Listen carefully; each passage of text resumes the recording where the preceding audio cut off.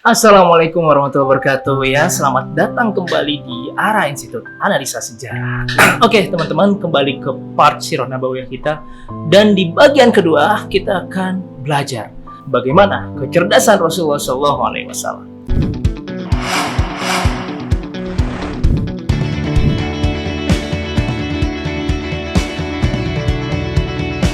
Ya, kita tahu sendiri bahwa Rasulullah adalah orang yang sangat strategis dalam mengatur sesuatu, sangat cerdik, sangat cerdas, tentunya dengan pertimbangan yang jauh ke depan. Dan ini adalah kisah bagaimana Rasulullah mengatur kecerdasannya. Rasulullah jelas dikenal sebagai sosok pendidik. Sebagai sosok pendidik, Rasulullah memiliki 3 kecerdasan, meliputi kecerdasan intelektual, kecerdasan emosional, dan kecerdasan spiritual. Nah, intelektual, emosional, spiritual kalau digabungkan, kita lihat, itulah gambaran Rasulullah. Yang pertama adalah kecerdasan intelektual. Kecerdasan intelektual Rasulullah sangat jelas dari bagaimana dia cerdas menghafal, mengingat, menggambarkan sebuah situasi, bahkan kecerdasan visi dalam kehidupan Rasulullah SAW. Sebagaimana ketika Rasulullah pertama kali bertemu Malaikat Jibril.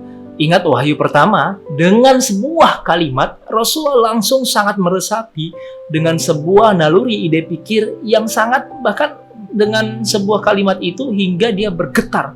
Bayangkan, orang secerdas apa? Kalimat yang singkat tapi bermakna luas hingga membuat Rasulullah bergetar. Ataupun ketika Rasulullah mendapatkan firman Allah, kemudian Rasulullah menyusunnya dengan redaksi yang hingga hari ini kita baca, kita dengarkan, dan mudah dipahami oleh para sahabat hingga umat akhir zaman kelak. Nah, kemudian kalian mungkin ingat ketika Rasulullah memimpin Perang Badar. Bayangkan, persiapan Rasulullah itu 1 tahun penuh untuk bisa memenangkan Perang Badar ketika itu.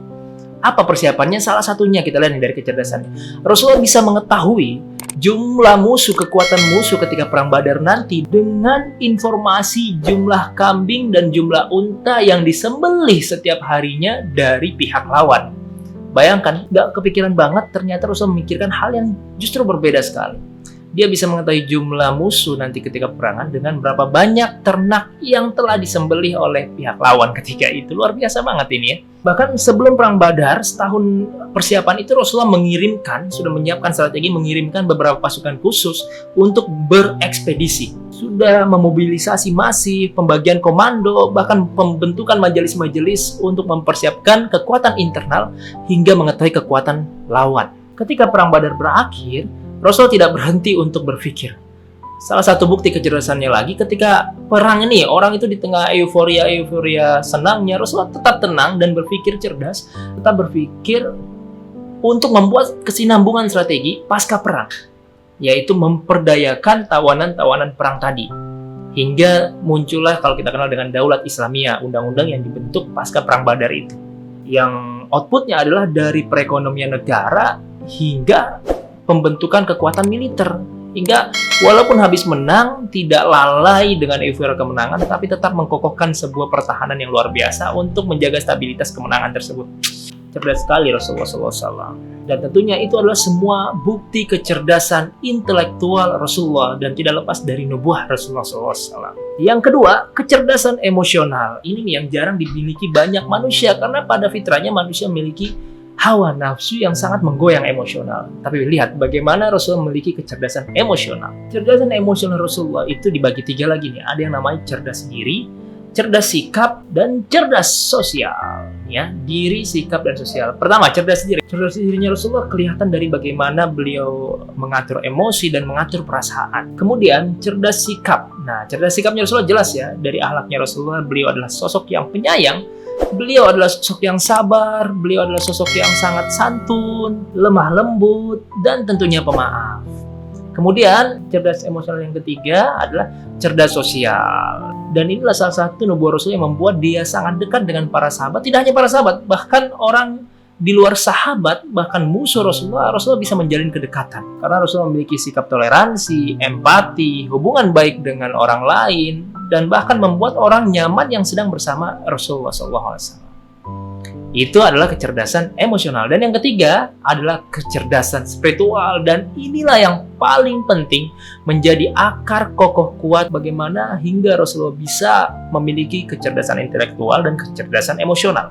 yaitu kecerdasan spiritual. Bagaimana ketaatan Rasulullah SAW, bagaimana kesabaran Rasulullah SAW bersama Tuhannya, bagaimana kasih sayang yang dijalin Rasulullah bersama Tuhannya, itulah yang dimaksud dengan kecerdasan spiritual. Dan dari kasih sayang itu, Allah turunkan nubuah di balik kecerdasan intelektual dan kecerdasan emosional Rasulullah SAW. Salah satu bukti kecerdasan spiritual Rasulullah ini juga terjadi ketika Perang Badar. Pada malam hari ketika Perang Badar, Rasulullah beribadah, sangat menaruh ketergantungan kepada Allah, hingga pada suatu tahajud di Perang Badar itu, hingga pagi Rasulullah meneteskan air mata yang luar biasa memohon kepada Allah, sembari berkata, Ya Hayyu Ya Qayyum. Tiada hentinya dia berdoa di dalam doa-doanya, Ya Allah, aku mengingatmu atas janji-janjimu.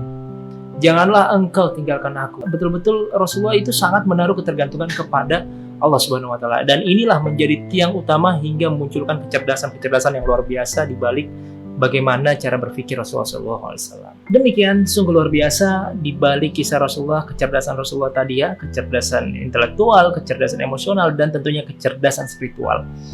Dan ini pun menjadi pelajaran yang luar biasa bagi kita untuk menyelesaikan sebuah masalah ataupun tantangan. Tidak lepas dari bagaimana kita menaruh ide-ide luar biasa, menaruh sebuah hubungan yang luar biasa, tapi juga menaruh ketergantungan kepada Allah Subhanahu wa Ta'ala. Bagaimana dengan kalian? Selamat belajar. Assalamualaikum warahmatullahi wabarakatuh.